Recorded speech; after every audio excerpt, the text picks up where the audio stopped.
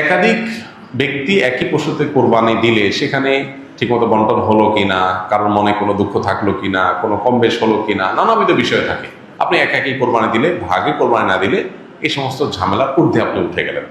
তবে এটা ঠিক যে একাধিক ব্যক্তি যদি একটা পশুতে কোরবানি দেয় এবং কারোর নিয়তের ভিতরে ভেজাল থাকে, এর জন্য সবার নিয়ত নষ্ট হয়ে যাবে, কারোর কোরবানি হবে না, এটা সেরকম না। কারণ একজনের পাপের বোঝা আরেকজনের উপরে আসবে না। তারপরও সতর্কতামূলক উপায় হলো নিজের হালাল টাকা দিয়ে নিজের মতো করে কোরবানি দিতে পারা। শরীকে কোরবানি দিলে সেটা সম্পূর্ণ জায়েজ। একটা গরু, একটা ওট, এই দুই ধরনের পশুতে আপনার সর্বোচ্চ 7টি ভাগ হতে পারে। আর এর বাইরে কোনো ভগ্নাংশ চলবে না, অর্থাৎ এক ভাগ দুজন মিলে নেওয়া চলবে না। যে কোনো এক ব্যক্তি বা একটা পরিবারের তরফ থেকে একটা ভাগ হবে, এভাবে সর্বোচ্চ 7 ভাগ। সেক্ষেত্রে যত ভাগ কম হবে সব তত বেশি হবে। কারণ হলো একটা গরুর দাম যদি 70,000 টাকা হয়, 7 ভাগ হলে 10,000 করে পড়বে। আর যদি সেই গরুটাকেই আপনি 2 ভাগে করেন তাহলে 35,000 করে পড়বে, তাহলে টাকা বেশি খরচ হবে।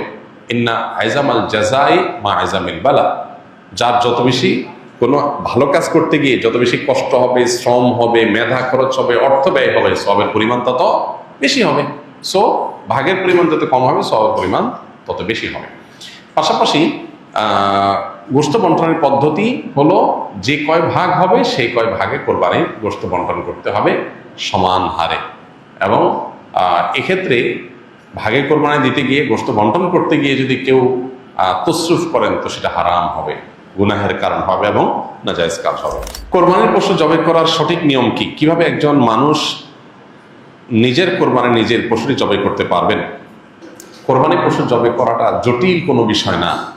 আমাদের সাধারণ মানুষের মধ্যে এক ধরনের ভীতি কাজ করে, ভয় কাজ করে। আমরা মনে করি যে কোরবানি পশু জবের অনেক নিয়ম কানুন আছে, যেটা একটু এদিক সেদিক হয়ে গেলে আর কোরবানি হবে না। এটা আমাদের অনেকেরই অহেতুক ভীতি বলতে পারি। খুবই সিম্পল এবং খুবই সহজ একটি বিষয়। আপনি মোরগ যেভাবে জবাই করবেন, হাঁস যেভাবে জবাই করবেন, ঠিক একই পদ্ধতিতে গরু ছাগল জবাই করবেন।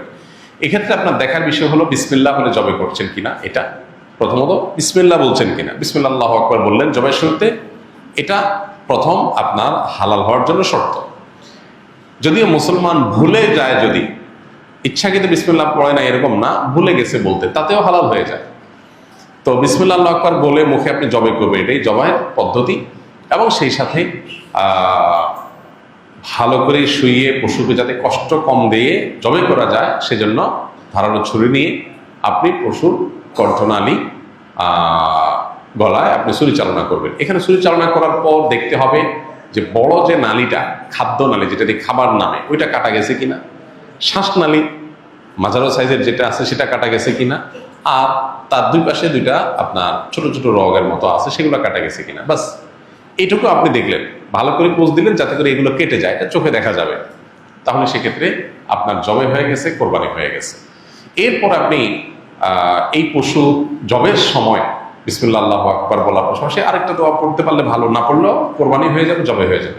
সেটা হলো আল্লাহুম্মা তাকাব্বালহু মিন্নি, আল্লাহ এই পশুকে আমার তরফ থেকে কবুল করেন, এবং আমার পাশাপাশি শরীক থাকলে আল্লাহ অমুক অমুক সহ সবাই পক্ষ থেকে, বা নাম না নিতে পারলে আল্লাহ এই পশু যারা যারা কোরবানিতে শরীক আছে সবার পক্ষ থেকে আপনি কবুল করেন, যেমন কবুল করেছেন মুহাম্মদ সাল্লাল্লাহু আলাইহি সাল্লাম থেকে ইব্রাহিম আলাইহিস সালাম থেকে। বাস শেষ।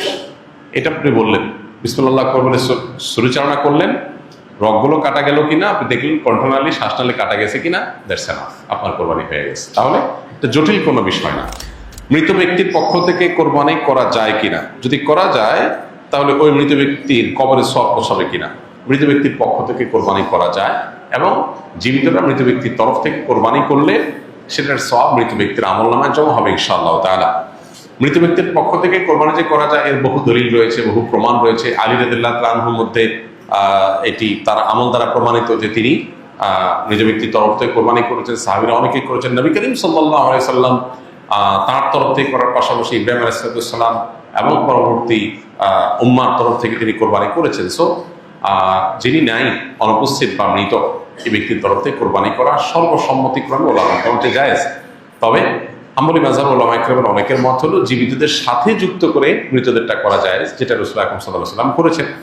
আর অন্যান্য ওলামায়ে কেরাম, হানাফি মাযহাব ওলামায়ে কেরাম সহ অন্যদের মত হলো যে এরকম কোনো শর্ত নাই, বরং আপনি জীবিত ব্যক্তির তরফ থেকে একটা নাম, একটা তরফ থেকে একটা শরীক, আবার মৃতের তরফ থেকে একটা শরীক অথবা একটা পশু আলাদা করে কোরবানি করতে পারেন, কোনো অসুবিধা নেই।